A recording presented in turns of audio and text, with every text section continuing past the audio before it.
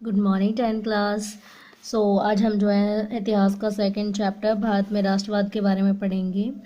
पहला जो previous class में जो हमने पहला चैप्टर जो था यूरोप में राष्ट्रवाद के बारे में पढ़ा था। अब जो है अपनी कंट्री के बारे में पढ़ेंगे, किस तरीके से भारत में राष्ट्रवाद इमर्ज होता है। तो सबसे पहले राष्ट्रवाद की भावना क्या थी, इस चीज़ के बारे में पढ़ेंगे, इस विचारधारा के बारे में पढ़ेंगे।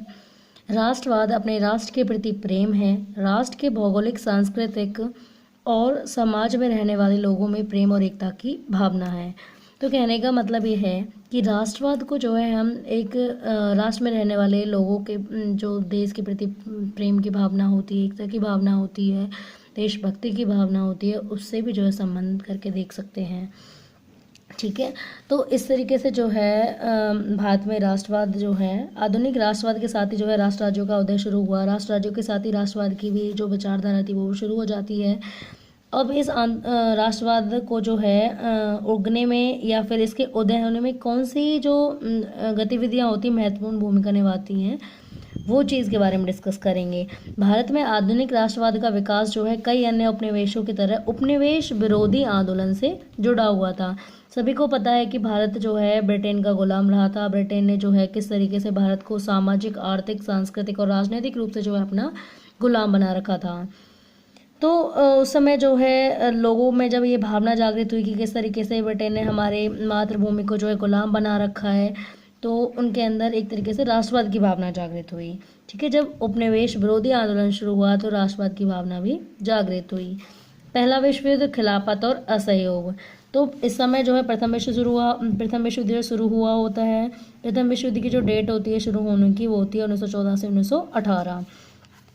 तो प्रथम विश्व युद्ध ने जो एक नई राजनीतिक और आर्थिक स्थिति पैदा कर दी थी। देखो, स्पष्ट है ये बात तो कि स्वाभाविक है कि जब भी कोई युद्ध होगा तो वो अपने साथ कुछ अच्छे परिणाम तो लेकर नहीं आएगा, सीधी सी बात है, दुष्परिणाम ही लेकर के आएगा। और जो हारा हुआ देश होता है, एक देश कभी नहीं हारता, सबसे बड़ी बात होती है उसकी जनता हार जाती है। जब देश हारता है तो उसका परिणाम जो भुगतना पड़ता है उसकी देश की जनता को। ठीक है, तो ऐसा नहीं था कि इस प्रथम विश्व युद्ध से जो है जिन लोगों ने इसमें पार्टिसिपेट किया वही प्रभावित हुए। समस्त देश जो हैं इस युद्ध से प्रभावित हुए और भारत भी जो है इस युद्ध से अछूता नहीं रहा। भारत को जो है युद्ध के दौरान अनेकों समस्याओं का सामना करना पड़ा और ये समस्याएं थी, सबसे पहले तो रक्षा खर्चे में वृद्धि कर दी गई थी। देखो, जब अंग्रेजों ने जो है अपनी सेना को युद्ध स्थल पर उतारा तो उन्हें क्या भारी मात्रा में जो है एक तो अपने सिपाहियों पर खर्च करने की जरूरत पड़ी। उनके लिए वेपन्स, उनके लिए हर युद्ध सामग्री, बारूद, सब कुछ जो है उनके लिए चाहिए था और वो उसके लिए चाहिए था पैसा। उसके लिए जो है इन्वेस्ट करना पड़ा रक्षा क्षेत्र पर। ठीक है, तो इस तरीके से जो है रक्षा खर्चे में वृद्धि हुई। युद्ध के दौरान जो है कीमतें भी बढ़ती गई। साथ ही जो है जब सिपाही कम पड़ने लगे तो ग्रामीण क्षेत्रों से जो है सिपाहियों की जबरन भर्ती की गई। इसी के साथ जो है जनता से, जनसाधारण से जो है भारी मात्रा में टैक्स भी वसूल किया गया और खाद्य पदार्थों में भी कमी आई, क्योंकि 1918 से 1919 और 1920 से 1921 के दौरान भारत के कई हिस्सों में जो है फसल खराब हो जाती है, जिसके बाद जो है खाद्य पदार्थों में कमी हो जाती है और खाद्यान्न संकट उत्पन्न हो जाता है। ये सारी बीमारी कम नहीं होती कि एक और बीमारी आ जाती है, वो होती है फ्लू की महामारी, जिससे भारी तादाद में जो लोग मारे जाते हैं। शुरुआत में लोग कयास लगा रहे थे कि हो सकता है युद्ध खत्म होने के बाद उनकी समस्याएं खत्म हो जाए, परंतु ऐसा नहीं था। युद्ध खत्म होने के बाद भी मुश्किलें कम नहीं हुई। सत्याग्रह का विचार। सत्याग्रह भारत में औपनिवेशिक शासन से लड़ने का एक नया तरीका है। सबसे पहले सत्याग्रह जो शब्द है ये दो चीज़ों से मिलकर बना है, सत्य का आग्रह और सत्य की खोज। सत्याग्रह को अगर हम संधि विच्छेद भी करते हैं तो दो शब्दों में तोड़िए से, सत्य प्लस में आग्रह, सत्याग्रह। आग्रह का मतलब होता है किसी चीज़ पर जोर देना। ठीक है, तो सत्याग्रही जो होता है वो सत्य के आग्रह पर जोर देता है, सत्य की खोज पर बल देता है। सत्याग्रह अत्याचार और अन्याय के खिलाफ एक गैर आक्रामक और शांतिपूर्ण जन आंदोलन था।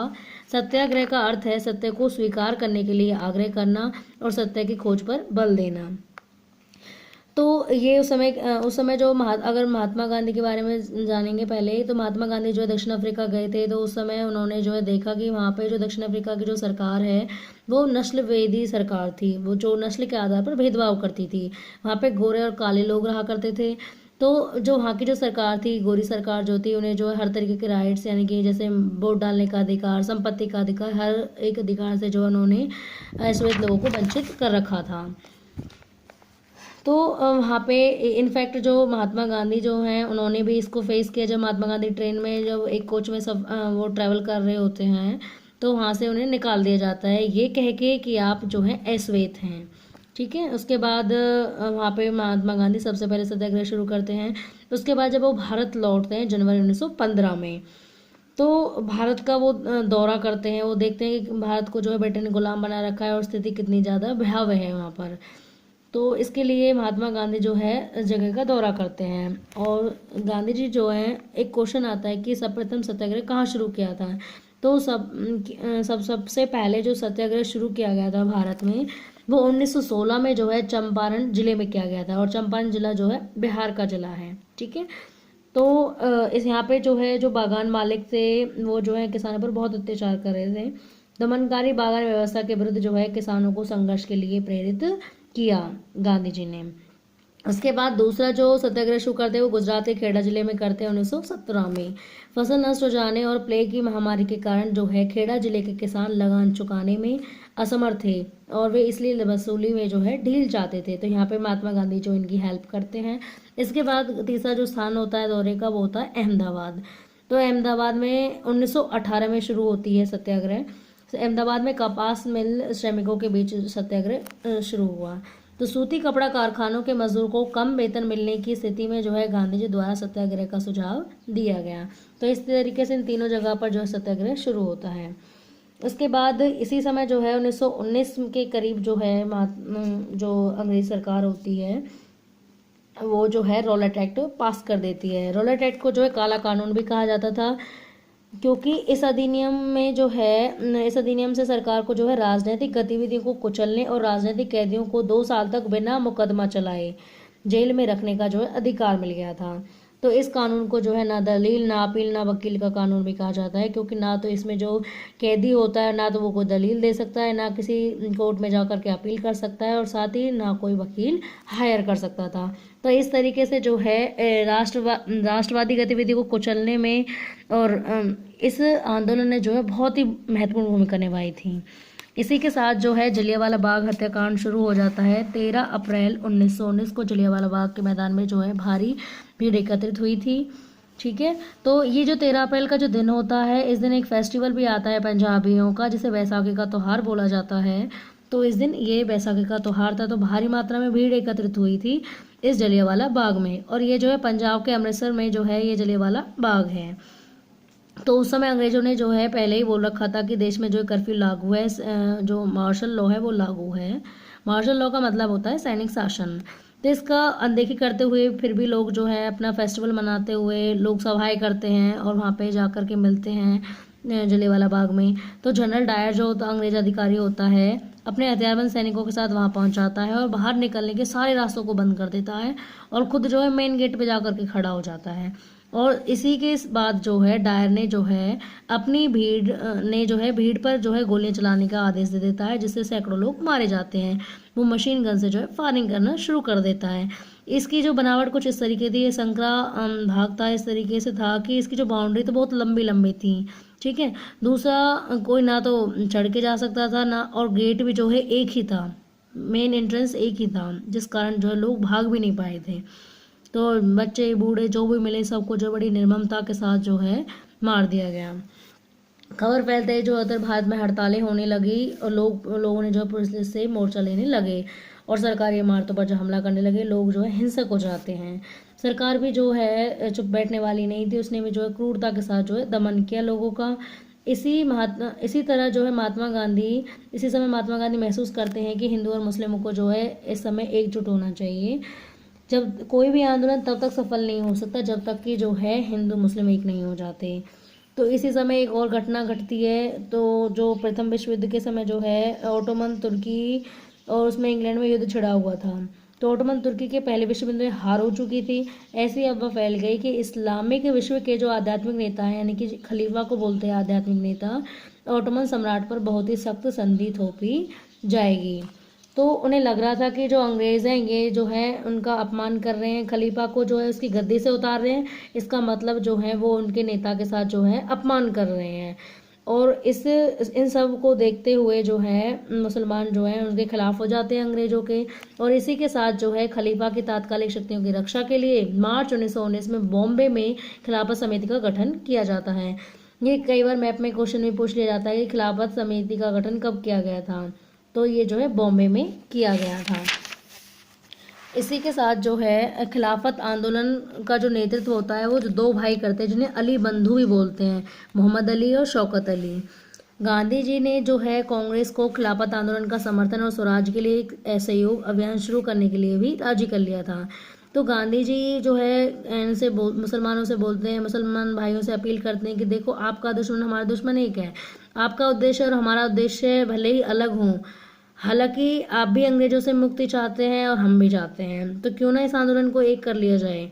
तो इस तरीके से जो है दोनों आंदोलन इसको असहयोग को और जो है खिलाफत आंदोलन को एक कर लिया जाता है। इसी समय महात्मा गांधी जो आंदोलन चला रहे होते हैं वो असहयोग होता है। असहयोग मतलब कि गांधी जी ने लोगों से अपील की कि कोई भी भारतीय नागरिक जो है अंग्रेजों को सहयोग नहीं करेगा, इसी को जो है असहयोग का नाम दिया गया।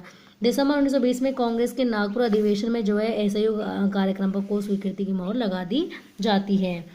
तो इस तरीके से जो है असहयोग और खिलाफत आंदोलन दोनों एक साथ जो है जनवरी 1921 में शुरू हो जाते हैं।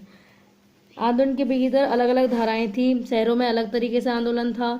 शहरों में आंदोलन की शुरुआत जो है शहरी मध्यवर्ग की हिस्सेदारी के साथ हुई। विद्यार्थियों ने स्कूल कॉलेज, शिक्षकों ने अपनी नौकरी और वकीलों ने जो है मुकदमा लड़ने का बहिष्कार कर दिया और आंदोलन में शामिल हो गए।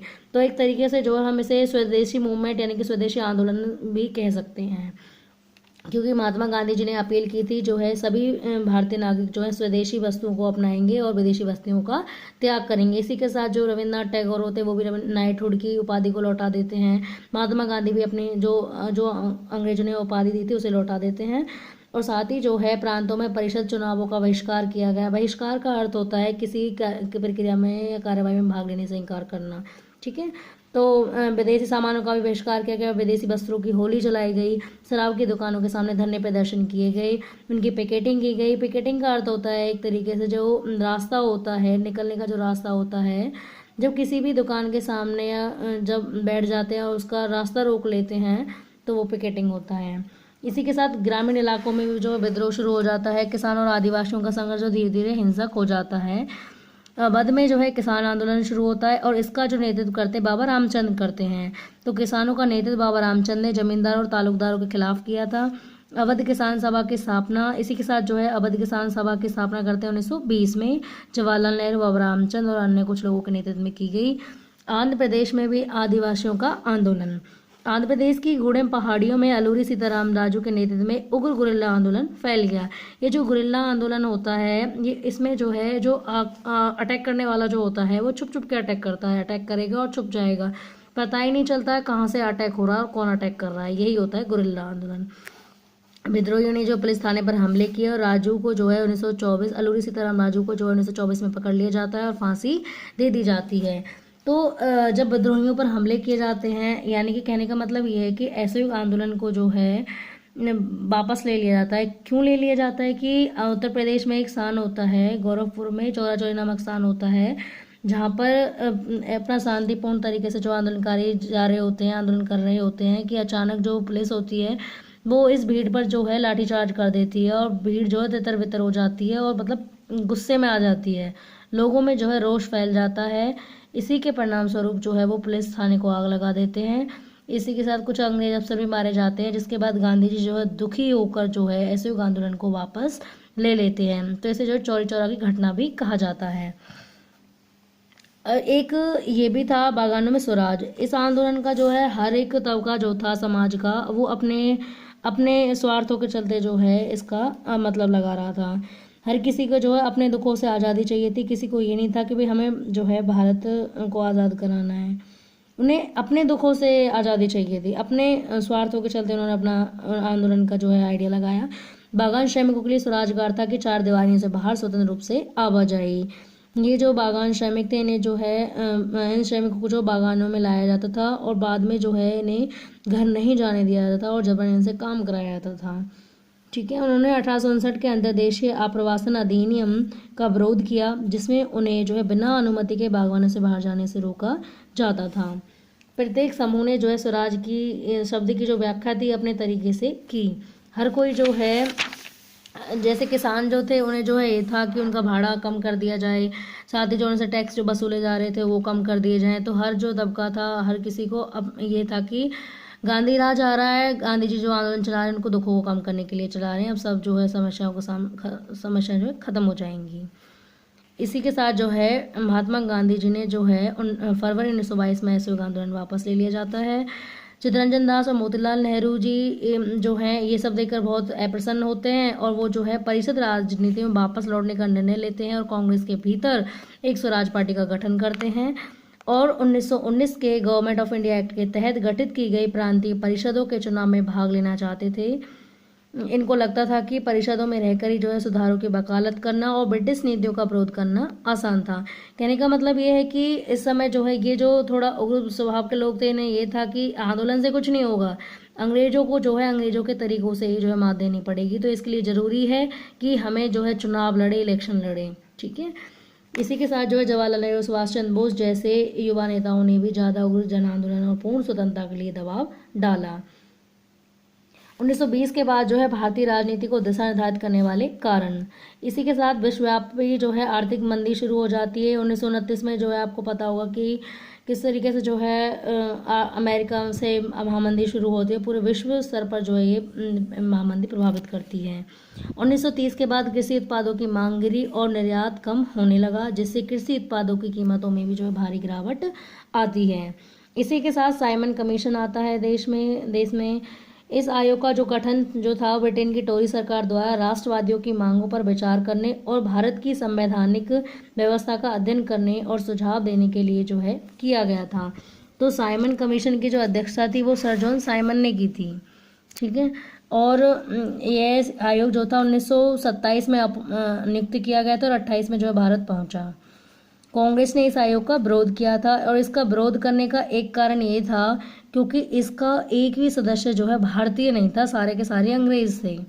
क्योंकि भारतीयों की समस्याओं चूंकि भारतीय की समस्याओं को भारतीय लोग ही समझ सकते हैं, एक अंग्रेज नहीं समझ सकता, तो इसलिए जो भारतीय नागरिक थे वो इसका विरोध कर रहे थे। इसका जब साइमन कमीशन भारत आता है तो इसका जो है काली झंडियों को दिखा करके जो है स्वागत किया जाता है। Simon commission go back, Simon commission वापस जाओ, इस तरीके के नारे जो हैं लगाए जाते हैं उस दौरान। तो इस तरीके से जो है साइमन कमीशन को फिर हार कर जो है वापस जाना पड़ता है। इसी के बाद पूर्ण स्वराज आता है। जवाहरलाल नेहरू की अध्यक्षता में जो है दिसंबर 1929 में कांग्रेस के लाहौर अधिवेशन में पूर्ण स्वराज की मांग को औपचारिक रूप दे दिया गया और यही यहाँ पर ही तय किया गया कि 26 जनवरी 1930 को जो है स्वतंत्रता दिवस के रूप में मनाया जाएगा।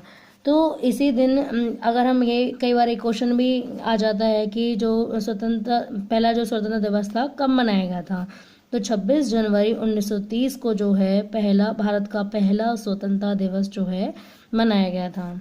ठीक है। और ये क्वेश्चन भी पूछ लिया जाता है कि पूर्ण स्वराज की मांग जो है किस अधिवेशन में रखी गई थी, तो पूर्ण स्वराज की मांग जो थी कांग्रेस के लाहौर अधिवेशन में रखी गई थी दिसंबर 1929 में। तो स्टूडेंट्स आज के लिए इतना ही। इसके बाद जो आधा सा पार्ट्स बचा है उसको जो है हम नेक्स्ट वीडियो में कवर करेंगे। तब तक के लिए प्लीज़ स्टूडेंट्स ज़्यादा से ज़्यादा लाइक करें, शेयर करें और सब्सक्राइब करें। थैंक यू सो मच इस वीडियोज़ को देखने के लिए।